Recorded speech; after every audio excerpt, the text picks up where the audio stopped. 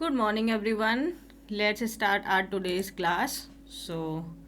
Okay, let's start. First, we will do vocabulary and then we will read our article. Okay.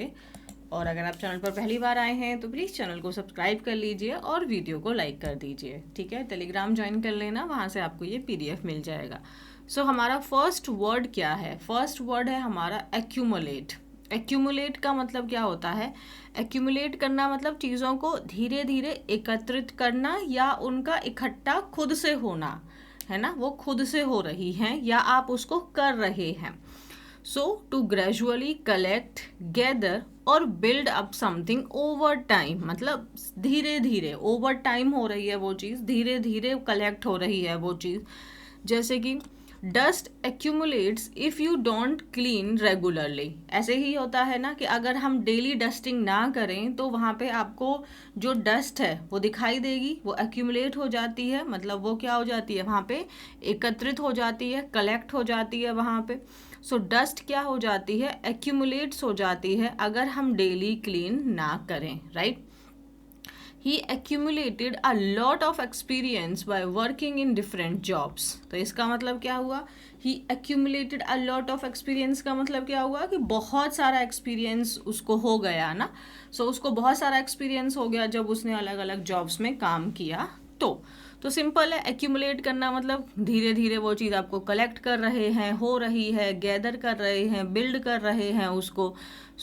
Collect, gather, अमास, ये भी बहुत एक अच्छा शब्द है, आपको ध्यान रखना है. पाइलअप होना, पाइलअप होने का मतलब वही चीज़ें इकट्ठी हो रही हैं, बिल्डअप हो रही हैं चीज़ें. जैसे कि बिल्डअप से मुझे हमेशा एक याद आता है कि अगर हम अपने इमोशंस को एक्सप्रेस ना करें तो वो बिल्डअप हो जाते हैं ना, वो पाइलअप हो जाते हैं, फिर एकदम से हम फट जाते हैं, है ना. पार्ट्स ऑफ स्पीच क्या है? एक्यूमुलेट, डस्ट एक्यूमुलेट्स मतलब कलेक्ट हो जाती है, एकत्रित हो जाती है. तो इसका पार्ट्स ऑफ स्पीच है हमारा वर्ब. डन है जी. यहाँ पे हमने इसको V2 की तरह यूज़ किया हुआ है पास्ट इंडेफिनेट में, और यहाँ पे हमने इसको V5 की तरह यूज़ किया हुआ है प्रेजेंट इंडेफिनेट में.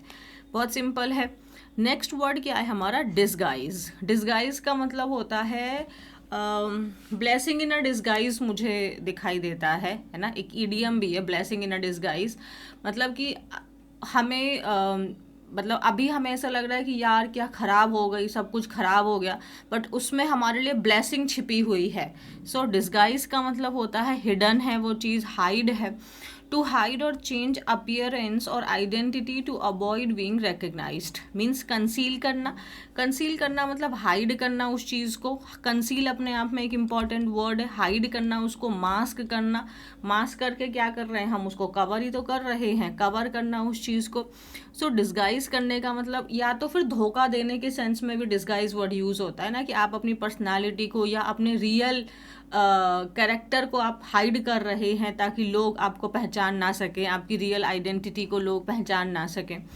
जैसे कि यहाँ पे she disguised her disappointment with a smile, तो उसने अपनी डिसअपॉइंटमेंट को, निराशा को अपनी स्माइल के साथ में उसको हाइड कर लिया. मतलब इन रियल में तो वो जो पर्सन है वो डिसअपॉइंटेड था, बट उसने प्रिटेंड कैसे किया कि हाँ वो खुश है, मतलब अपनी स्माइल के साथ में उसने डिसअपॉइंटमेंट को हाइड कर लिया. He disguised himself with a hat and a glasses. A hat and glasses. Okay. उसने अपने आप को कैसे मतलब अपनी आइडेंटिटी को उसने हाइड किया ना, कैसे? एक हैट लगा लिया और ग्लासेस लगा लिए.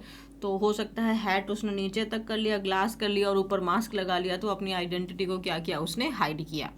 ठीक है. डिस्गाइज करना मतलब हाइड करना, चेंज कर लेना अपने अपीयरेंस को ताकि लोग आपकी रियल आइडेंटिटी को पहचान ना पाएँ. ठीक है. या एक तो ये मतलब हो गया धोखा देने के पर्पज से हो गया, या सिंपल आप वो चीज़ हिडन है, हाइड है वो चीज़, कंसील्ड है वो चीज़, मास्क है, कवर है.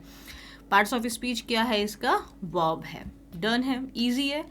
फर्स्ट वर्ड हमने पढ़ा एक्यूमुलेट. एक्यूमुलेट मतलब किसी चीज़ को कलेक्ट कर होना या करना, और डिस्गाइज का मतलब वो चीज़ हाइड कर रहे हैं आप, उसको कंसील कर रहे हैं धोखा देने के पर्पज से या किसी और रीज़न की वजह से. नेक्स्ट वर्ड क्या है हमारा, कंटेंटमेंट। कंटेंटमेंट का मतलब होता है हैप्पीनेस। कंटेनमेंट का मतलब होता है व्हेन यू आर सेटिस्फाइड। एक तो देखो, एक होता है आपका when you are too satisfied with your own things, मतलब जब आपको लगता है कि भाई अपने आप को लेके आप एक्सट्रीमली प्राउड फील कर रहे हैं, वो नहीं बात हो रही यहाँ पे। यहाँ पे मतलब ये है कि अच्छा मेरे पास कम है, जो भी है जितना भी है मैं खुश हूँ। आप कंप्लेंट नहीं कर रहे, आप जेलस नहीं है ना, आप खुश हैं आपके पास में। सो कंटेंटमेंट का मतलब a feeling of happiness and satisfaction with what you have, this is your contentment. A feeling of happiness, हाँ मैं खुश हूँ, मैं संतुष्ट हूँ जितना मेरे पास में है, जो भी मेरे पास में है, मैं उन चीज़ों को लेके हैप्पी हूँ, मुझे कोई भी प्रॉब्लम नहीं है। सेटिस्फैक्शन है happiness, peace, fulfilment and comfort. MENT लगा हुआ है, पार्ट्स ऑफ स्पीच क्या है, नाउन है, तो हैप्पीनेस NESS लगा हुआ है, नाउन है।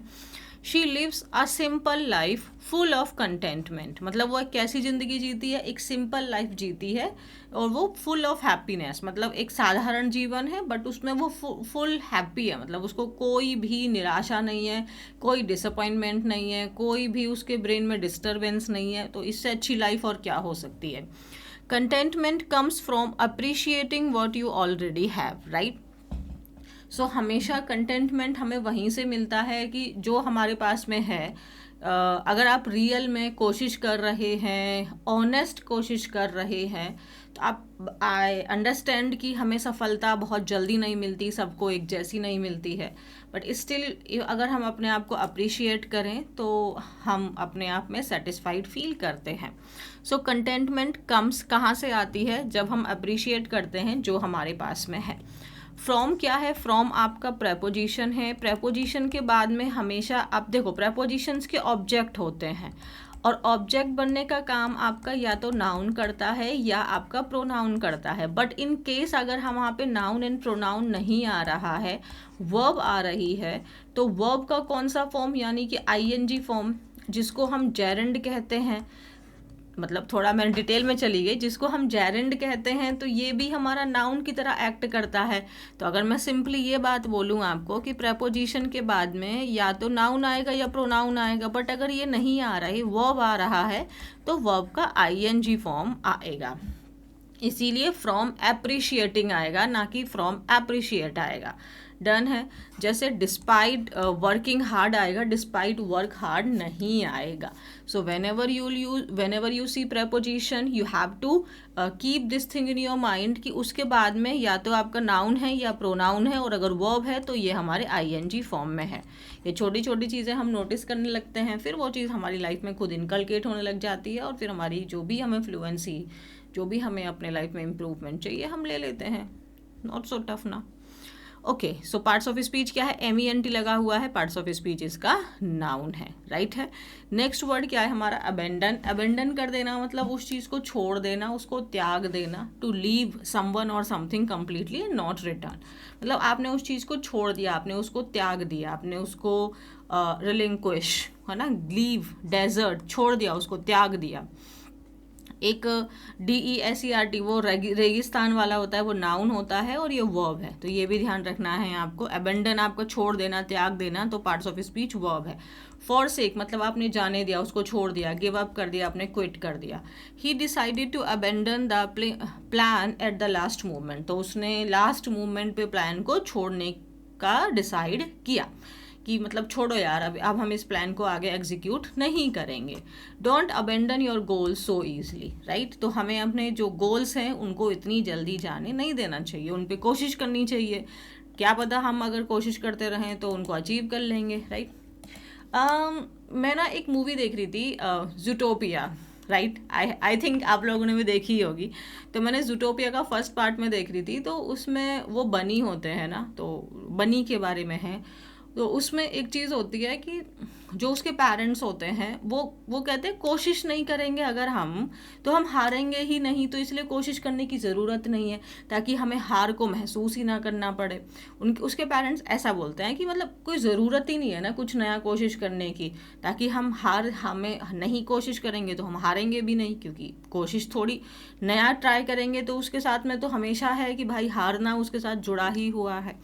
बट वो जो उनकी जो बेबी होती है, मतलब जो बनी होती है जिसके ऊपर ये मूवी होती है ना, she wants to become a cop. तो उन्होंने कहा कि रैबिट तो कॉप नहीं बन सकते हैं, तो ये सब ट्राई करने की ज़रूरत क्या है, आपको बहुत प्रॉब्लम फेस करनी पड़ेगी। बट एट द एंड फिर जब वो मूवी कंप्लीट होती है, इट्स ऑल अबाउट ट्राइंग। सो अगर हम ट्राई ही नहीं करेंगे अपने गोल पे, हम कोशिश ही नहीं करेंगे, तो ऑब्वियसली हम नहीं हारेंगे ना। तो अगर आप मल्टीपल टाइम आप फेलियर हो, आपको मतलब बहुत बार आपने अपने गोल को जाते हुए देख लिया, अपने आप में फेल को महसूस कर लिया, तो फेल को भी आप तभी महसूस कर रहे हैं ना जब आप कोशिश कर रहे हैं। यस, तो फेल हर किसी को थोड़ी मिलती है। जो कोशिश ही नहीं कर रहा, जो घर से बाहर ही नहीं निकल रहा, जो कुछ काम ही नहीं कर रहा, जो कुछ न्यू ट्राई ही नहीं कर रहा, वो फेल कहाँ से होगा। तो फेल भी तो वही इंसान हो रहा है ना जो कोशिश कर रहा है। तो कोशिश करोगे तो फेल हो गए ही होगे, ये कुछ न्यू चीज़ थोड़ी है। और आई नो वेरी वेल, आप अगर एक ऐसे स्टेज पे हो सकते हैं अपनी लाइफ के जहाँ पे आपको मेरी बातें एकदम बकवास लगेंगी। मैं भी समझ सकती हूँ ये चीज़ कि कभी कभी हमें मोटिवेशन बिल्कुल अच्छा नहीं लगता है, बट यही छोटी चीज़ होती है जब हमें अपने ब्रेन में रखनी पड़ती है ना। जब हम एक ऐसे स्टेज पे होते हैं जहाँ पे हमें सक्सेस नहीं मिल रही है, वहाँ हमें ये छोटी सी बात अपने ब्रेन में रखनी पड़ती है। नहीं तो हम तो फिर गिव अप करने के अलावा हमारे पास ऑप्शन ही क्या बचा है। तो फिर गिव अप नहीं करना है ना। अरे हम हार भी रहे हैं तो कम से कम बहुत लोगों से तो बहुत आ गए हैं। Always keep this thing in your mind, always try something, right, never give up, learn to unlearn. ये चीज़ हमें बहुत ज़रूरी है हमारे जीवन में, कि जो चीज़ें हम लोग अपने बचपन से हमें सिखाई जा रही हैं, हमें पढ़ाई जा रही हैं, तोते की तरह हमें रटवाई जा रही हैं, एक टाइम के बाद में हमें उन चीज़ों को भी अनलर्न करना है। मतलब हमें उन चीज़ों को अब याद नहीं करना, उसको जाने देना है। नहीं, ऐसा नहीं है, हमेशा ऐसा ही नहीं होता है, ऐसा ही नहीं करना होता है। तो ये चीज़ भी हमें सीखनी है कि भाई हर चीज़ को हमें सीखना नहीं है, हर चीज़ से हमें लर्निंग नहीं लेनी है, हर चीज़ सीखने के लिए भी नहीं होती है, हर चीज़ को याद रखना भी ज़रूरी नहीं होता है। चलिए, we spend most of our lives learning how to speak, how to behave, how to succeed and how to compete, है ना। यही सच्चाई है ना।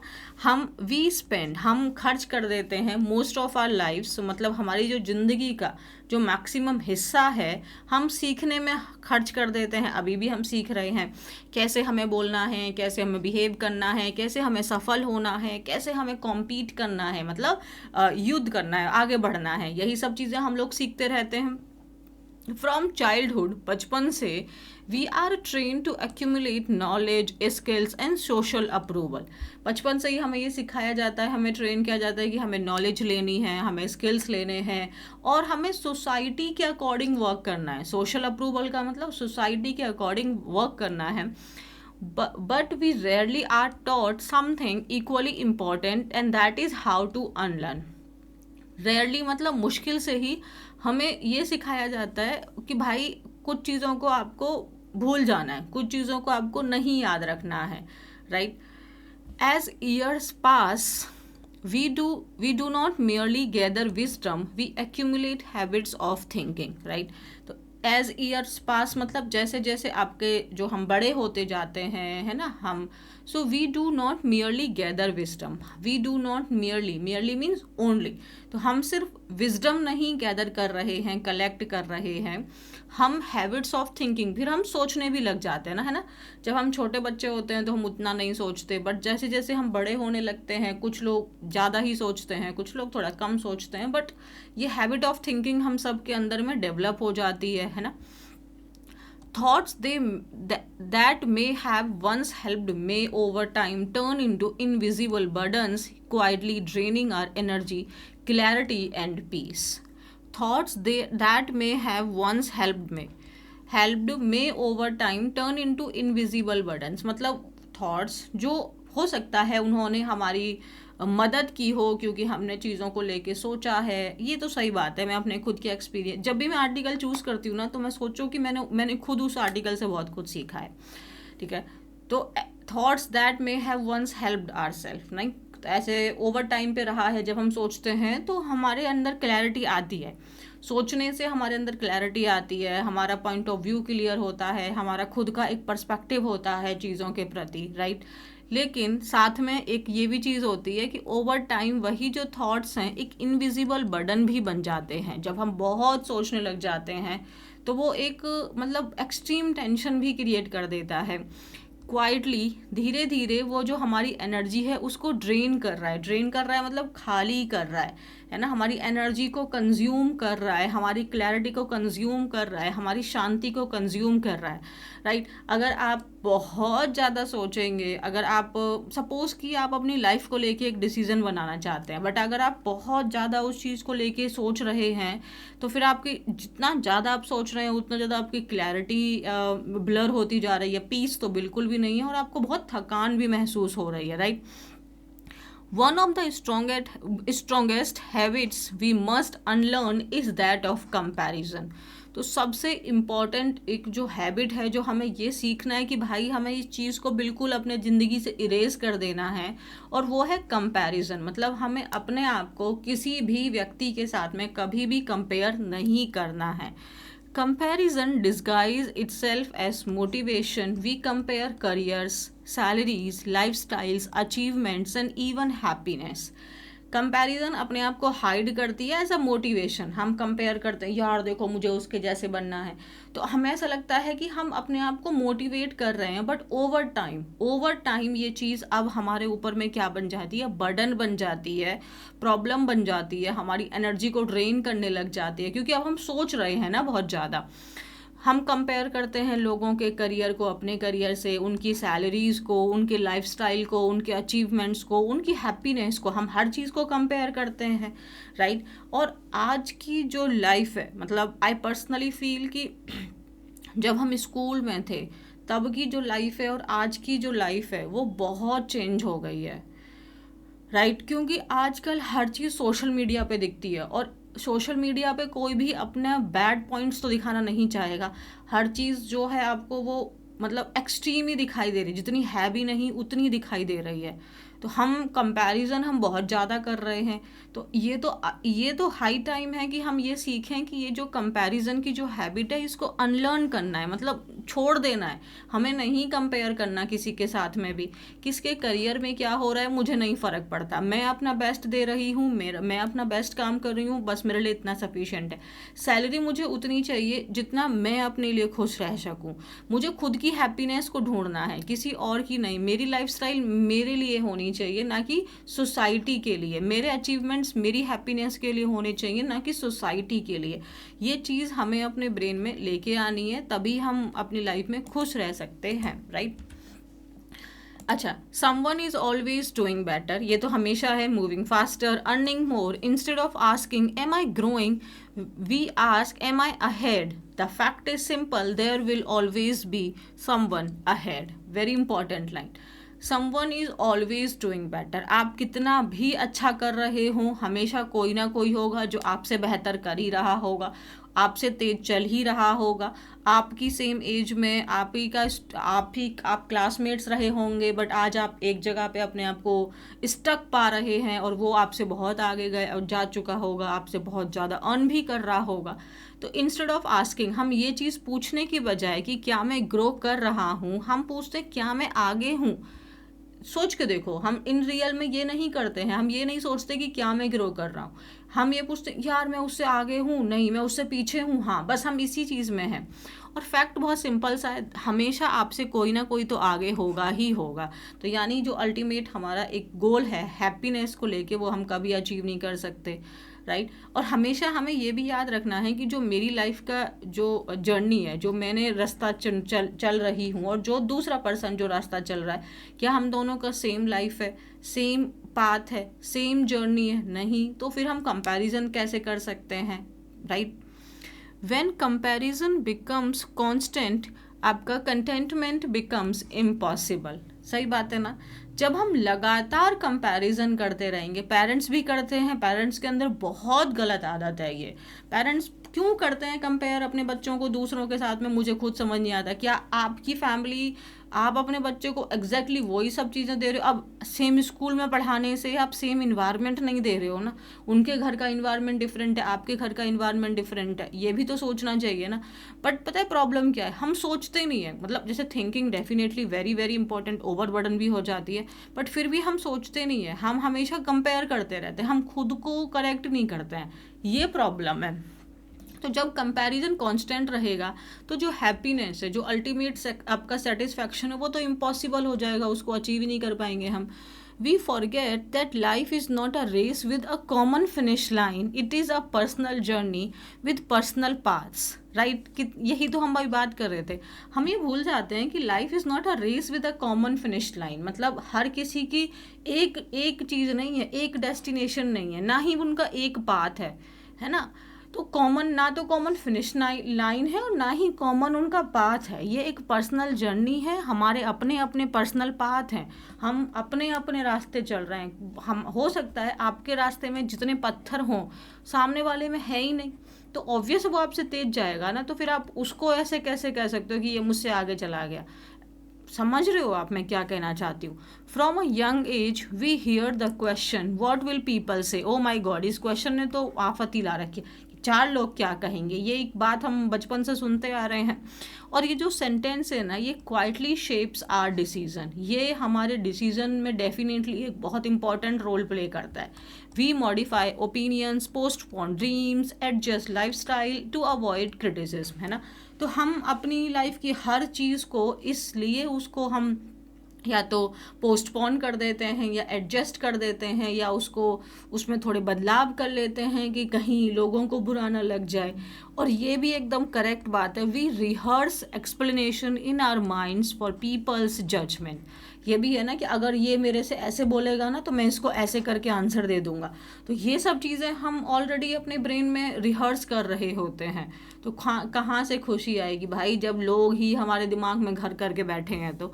But no matter what you do people will comment. यही बात सच है ना कि आप, कोई फ़र्क नहीं पड़ता आप क्या करें, no matter what you do, मतलब कोई फ़र्क नहीं पड़ता आप क्या करें, लोग हमेशा कमेंट करेंगे.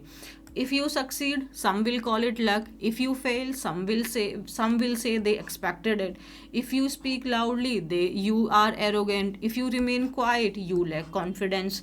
तो अगर आप सफल हो जाएंगे तो कहेंगे अरे उसका तो लक था कि वो सफल हो गया.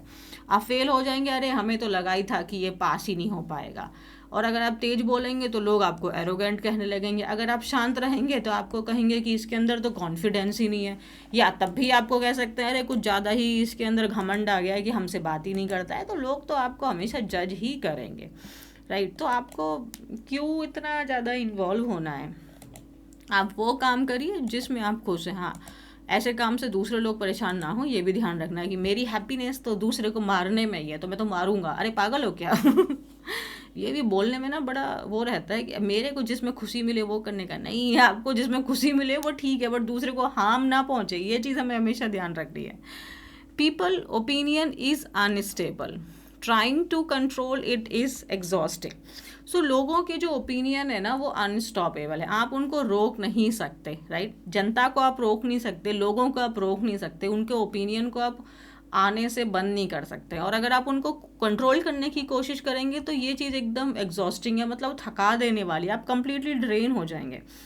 The tragedy is not the criticism itself but the energy we waste fearing it. Absolutely, problem ये नहीं है कि लोग हमको क्रिटिसाइज कर रहे हैं, प्रॉब्लम ये है कि हम उसको कंट्रोल करने की कोशिश कर रहे हैं या द एनर्जी हम उसमें डर रहे हैं.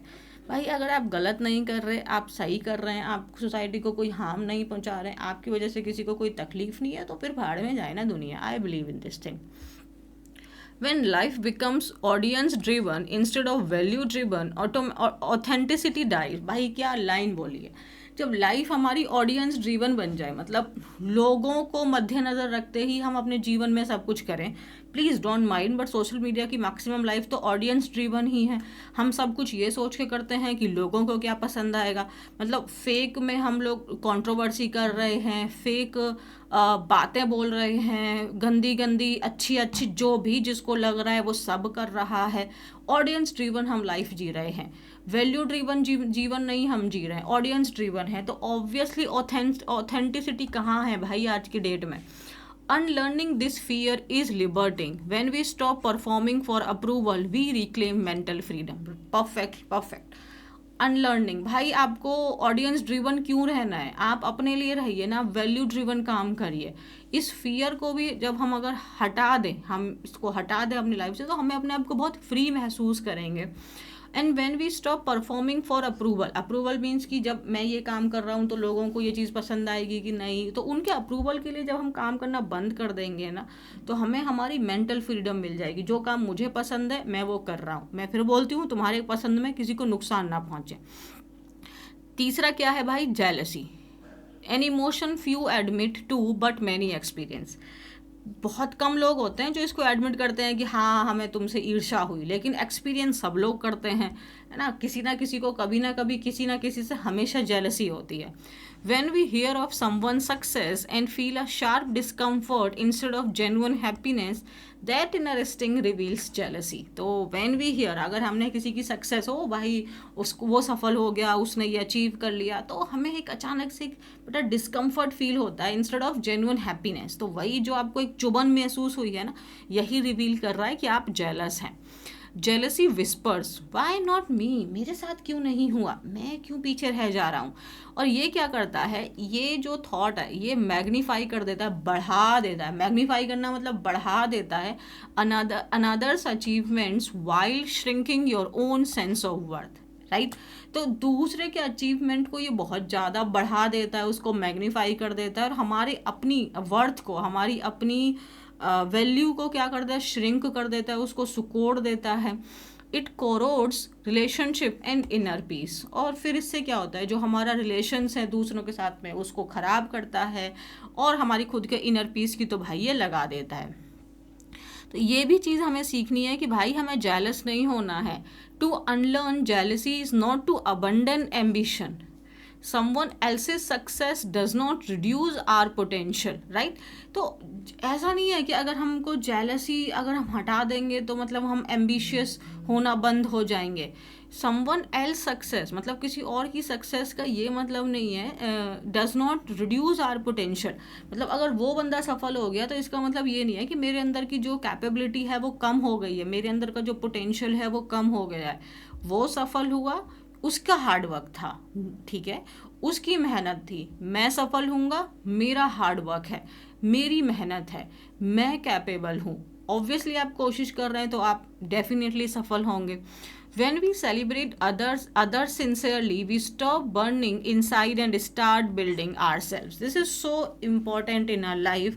जब हम दूसरों को सिंसियरली सेलिब्रेट, मतलब जेन्युइनली, सिंसियरली मतलब जेन्युइनली, रियली जब हम दूसरों की हैप्पीनेस में खुश होने लगते हैं, तो हम अपने अंदर से जो जलने वाली होती है ना उसको ख़त्म कर देते हैं, उसको बंद कर देते हैं, और फिर हम रियल में अपने आप को भी हम बिल्ड करने लग जाते हैं, राइट। तो जेलसी तो भाई रखनी क्यों है जीवन में, हार्ड वर्क करना है, मेहनत करनी है। And another habit demanding urgent unlearning is the casual use of anger and abusive language, right। तो एक और हैबिट जो हमें अनलर्न करनी है वो है कि हम नॉर्मली गुस्सा हम आ जाता है या हम गलत भाषा का प्रयोग करते हैं, चाहे हम घर पे हों, वर्क प्लेस पे हों, पब्लिक डिस्कशन में हों। Harsh words have become normal, मतलब aggressive language, abusive language use करना एक नॉर्मल बन गया है, it's a normal thing. But anger expressed through abusive language is not strength, it is lack of emotional discipline, right. मतलब जैसे पहली बात तो ये है कि एंगर के पीछे आपको कंट्रोल होना चाहिए। आप हर जगह हर बार आप गुस्सा नहीं कर सकते, अरे मेरा तो ये तो थोड़ा है ही चिड़चिड़ा, ये जल्दी गुस्सा कर देता है, बचपन से ही ये प्रॉब्लम है इसके अंदर में। ओ प्लीज़, ऐसी कोई चीज़ है नहीं जिसको हम कंट्रोल नहीं कर सकते हैं। आपको बचपन से गुस्सा आ रहा है तो आपके गुस्से को मैं तो नहीं झेलने वाली हूँ, मैं तो क्लियर ऐसे ही है भाई, ये तेरी प्रॉब्लम है। समझ में आई बात। तो मेरे को क्यों बता रहा है कि तेरे को प्रॉब्लम है, ये तेरी प्रॉब्लम है, तू कंट्रोल कर, राइट। आई होप आप मेरी बात समझ पा रहे हो। तो अगर आप ऐसे लग रहे हो कि आप गुस्सा करो और मैं उस गुस्से को समझूं, ना बाबा। तो भाई इसीलिए जब हम एंगर बेमतलब में हम गुस्सा हो जाते हैं, फिर हम उसमें अब्यूसिव लैंग्वेज का यूज़ करने लगते हैं, ये कोई आपकी स्ट्रेंथ को नहीं दिखा रहा है, ये आपके इमोशनल डिसिप्लिन पे जो आपकी कमी है, आपके अपने खुद के ऊपर कमी जो है कि आप अपने इमोशंस को ही कंट्रोल नहीं कर पा रहे हो। आपको पता है कि ये बेकार है, फिर भी आप उस चीज़ को आप क्या सोच के आप उसको हाईलाइट कर रहे हो, ये आपके इमोशनल डिसिप्लिन को लैक को दिखा रहा है। Words once spoken can not be withdrawn, ये लाइन हमने हजारों बार सुनी है बट हम इसे याद नहीं रखते कि अगर हमने वो जो शब्द बोल दिया अब उसको आप दोबारा से वापस नहीं ले सकते हो. They linger longer in the minds of receiver than the speaker. ऐसा ही होता है. ये जो शब्द लिंगर मतलब स्टे है, स्टे करना. तो ये जो शब्द है ये भाई जो रिसीव है, मतलब जैसे मैं बोल रही हूँ ना तो मुझे नहीं फ़र्क पड़ेगा, मैं भूल भी जाऊँगी, हो सकता है मुझे फ़र्क पड़े लेकिन मेरे दिमाग से वो चीज़ इरेज हो जाएगी कुछ देर के बाद में, लेकिन जिसको बोला है उसके दिमाग में वो चीज़ बहुत लंबे समय तक रहेगी. द स्पीकर में forget fast but the listener really does. लेकिन लिसनर उस चीज़ को भाई याद रखेगा. इसीलिए हमें अपने भाषा पे तो कंट्रोल होना चाहिए, हमें अपने वर्ड्स पे कंट्रोल होना चाहिए. Transformation does not come from adding more knowledge or achieving more milestone. Sometimes it comes from gently removing what no longer serve us. Absolutely. So transformation does not come from adding more knowledge or achieving more milestone. मतलब हमेशा ऐसा नहीं है कि आप और सीख लेंगे या और आप लाइफ में अचीव कर लेंगे तो आप एक बहुत अच्छे व्यक्ति बन जाएंगे. ऐसा भी हो सकता है कि आप बहुत अच्छे व्यक्ति, मतलब आप बहुत नॉलेजेबल पर्सन हैं बट आप एक गुड ह्यूमन बीइंग नहीं हैं. गुड ह्यूमन बीइंग के लिए हमें हमारी जो प्रॉब्लम्स हैं, जो एक या फिर एक बोलो जो ह्यूमन प्रॉब्लम्स हैं, उनको अगर हम कंट्रोल कर सकते हैं तो हम एक अच्छा ह्यूमन बीइंग बन सकते हैं. तो कभी कभी एक गुड ह्यूमन बीइंग कहाँ से आता है, जब हम जेंटली उन चीज़ों को रिमूव कर देते हैं जो चीज़ें हमें सर्व नहीं कर रही हैं बल्कि हमें डिस्ट्रॉय कर रही हैं. And to learn is necessary or to unlearn is also very necessary, right? So yeah, this is all. I think ये बहुत अच्छा आर्टिकल था. देखो पता है आप सोचोगे कि मैं पॉलिटिकली इतना कुछ हो रहा है आप वो सब क्यों नहीं लेके आते हो. यार मुझे ना एक चीज़ मतलब जो पसंद नहीं आती है क्लास के अंदर में, मैं ऐसे आर्टिकल नहीं रखना चाहती अपनी क्लास में जो पॉलिटिकली बहुत ज़्यादा अलाइंड हो. मतलब हम एक पार्टी को हम बहुत ज़्यादा ब्लेम कर रहे हैं, हम दूसरी पार्टी को ब्लेम कर रहे हैं, तो वहाँ पे मुझे वो फिर लगता है कि आपके पास इतने न्यूज़पेपर हैं, न्यूज़ हैं जहाँ पे ऑलरेडी आप ये सब इमोशंस से भरे रहते हो, नेगेटिव इमोशन से. तो why not to learn something जो हमें आज की डिफ़िकल्ट लाइफ में हमें थोड़ा और पुश करे, हमें थोड़ा और मोटिवेट करे. इससे बहुत कुछ सीखने के लिए भी मिलता है. मतलब क्लासरूम में हमें इंग्लिश तो सीखने के लिए मिल रही है, वोकैबुलरी एंड एवरीथिंग, बट हमें जो इन रियल हमें जो स्ट्रेंथ की ज़रूरत है वो भी ऐसे आर्टिकल से सीखने के लिए मिलती है. तो इसीलिए मैं ऐसे आर्टिकल को ज़्यादा प्रेफर करती हूँ. आई होप आपको भी अच्छे लगते होंगे. बट जब मुझे लगता है कि हाँ ये आर्टिकल कोई मतलब फैक्ट्स हमें प्रोवाइड कर रहा है, एक इन्फॉर्मेशन हमें प्रोवाइड कर रहा है, जस्ट क्रिटिसाइज़ नहीं कर रहा है, तो मैं वो आर्टिकल डेफिनेटली लेती हूँ, वो मैं एडिटोरियल डेफिनेटली ऐड कर देती हूँ. राइट. सो चलिए अब हम लोग मिलते हैं अगली क्लास में. तब तक के लिए अपना ध्यान रखिए और हाँ इसको दोबारा से रीड करिए. और चलिए मैं आपको ना एक टास्क देती हूँ कि मिनिमम आप 2 ग्रामर के रूल्स यहाँ से निकाल के उसको आप लर्न करेंगे और उस रूल के पीछे के आप 5-6 सेंटेंसेस बनाएंगे. इससे क्या होगा कि आपकी जो ग्रामर है वो ऑटोमेटिकली स्ट्रांग होती रहेगी. ठीक है. सो चलिए मिलते हैं अगली क्लास में. Bye everyone. चैनल को सब्सक्राइब कर लो, वीडियो लाइक एंड शेयर कर दो. टाटा.